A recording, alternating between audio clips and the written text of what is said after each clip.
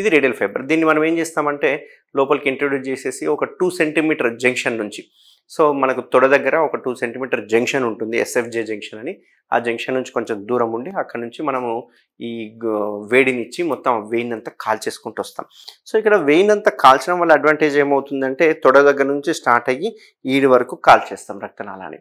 కొందరు ప్రాక్టీస్ చేసేది ఓన్లీ మోకాలు కింది వరకే ప్రాక్టీస్ చేస్తారు, కొందరు ఈ అరికాలకి పై వరకు ప్రాక్టీస్ చేస్తారు. నేను మిక్స్డ్గా చేస్తాను, పైన కింద పేషెంట్ యొక్క డిజీజ్ని బట్టి మనం చేస్తూ ఉంటాం. సో యూజువల్గా నేను ప్రిఫర్ చేసేది యాంకిల్ దగ్గర నుంచి ప్రిఫర్ చేస్తుంటాను, ఎందుకంటే మనం ఈడి వరకు చేసిన తర్వాత మళ్ళీ కింద డిజీజ్ వచ్చే అవకాశాలు ఉంటాయి. సో మళ్ళీ ఏమనుకుంటారంటే రికరెన్స్ వచ్చిందేమో అని అనుకుంటారు.